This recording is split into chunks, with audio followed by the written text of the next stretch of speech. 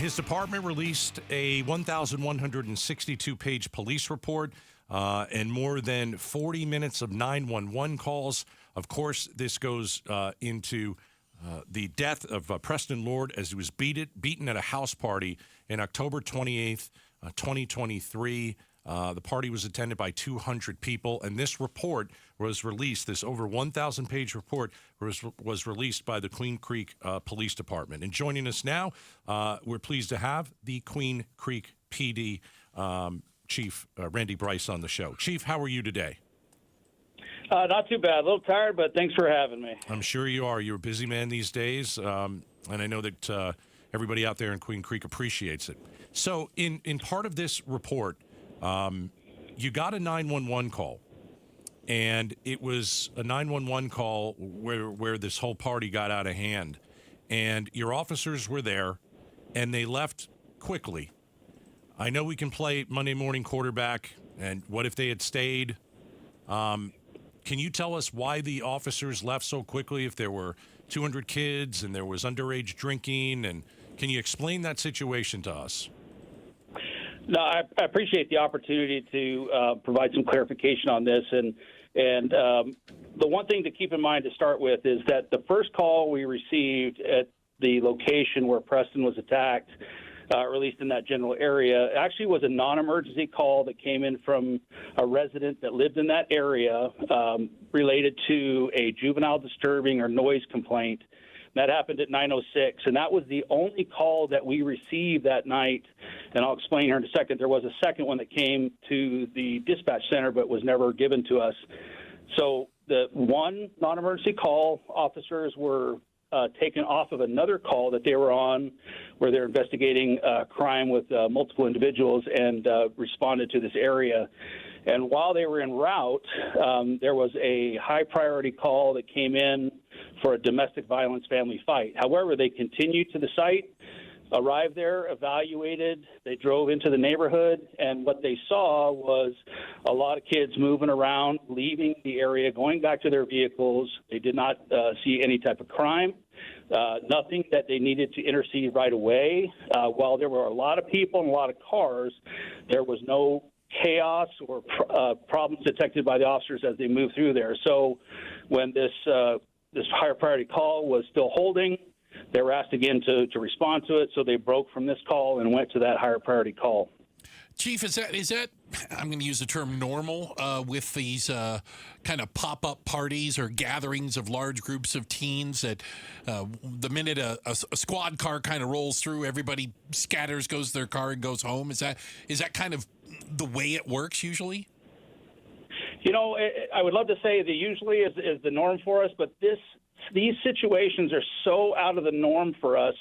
It's something that is obviously becoming more of a trend, but these, I like to call them kind of party takeovers, similar to like what you hear about street takeovers. They happen fast. They come and they take over these parties really quickly with large numbers. So it's not a usual trend that we've seen for decades. I just never seen anything like this. So this is new for us.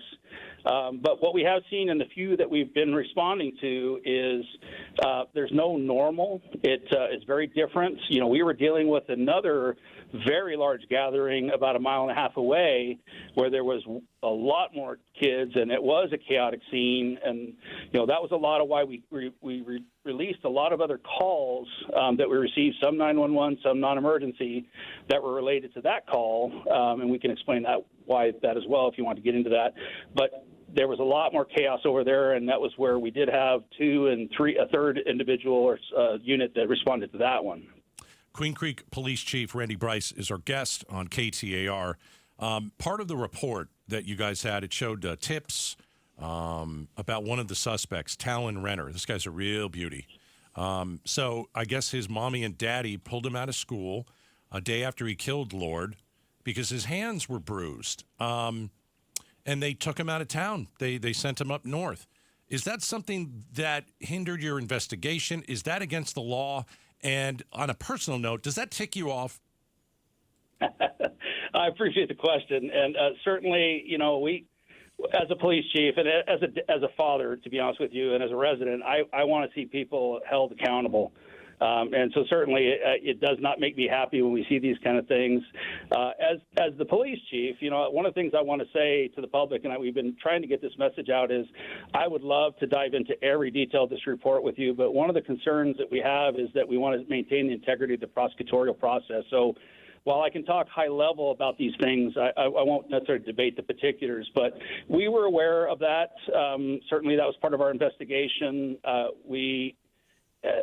Without going into great detail, there are things, you hit it right on the point, is we have to look and see whether actions are illegal or not. Mm-hmm. If we do find probable cause for a crime to be committed, we will submit those charges, and that part is still under investigation. But, yes, we were aware of that movement. Certainly was a part of our investigation determining what happened right after the fight, where everybody was at, and so on.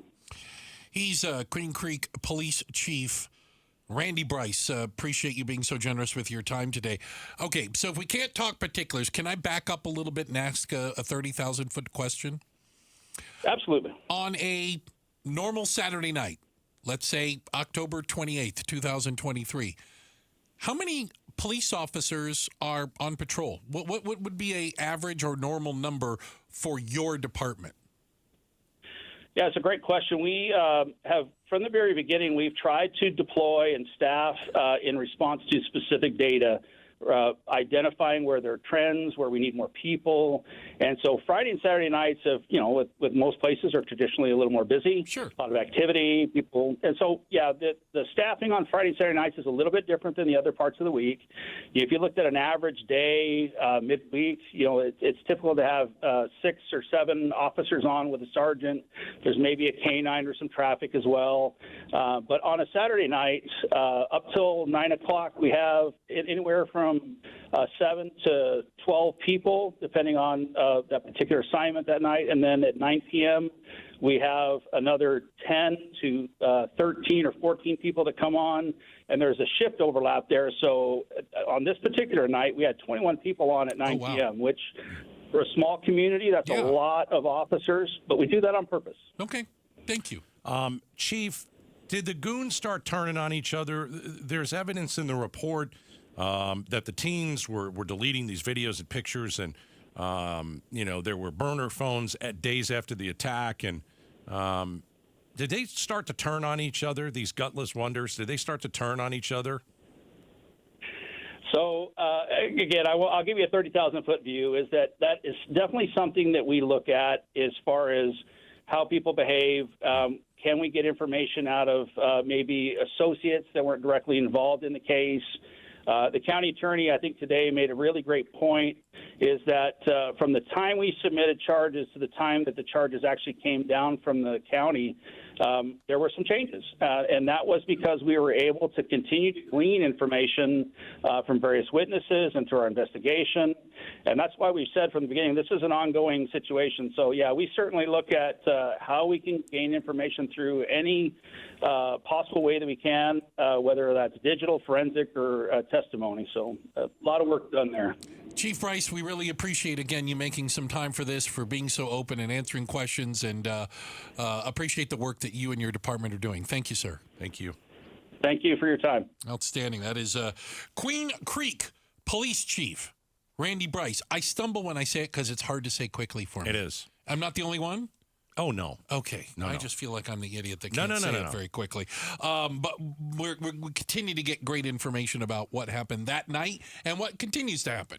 I think there's going to be a small part of him, and you can't go back and change things, of course, that wished that the police had stuck around until that whole thing had cleared out. Yeah. Can't go back and change it. No, you don't have a time machine. 2020. Thanks for watching Outspoken with Bruce and Gaydos. Tap to watch more from KTAR News and click the button in the middle to subscribe.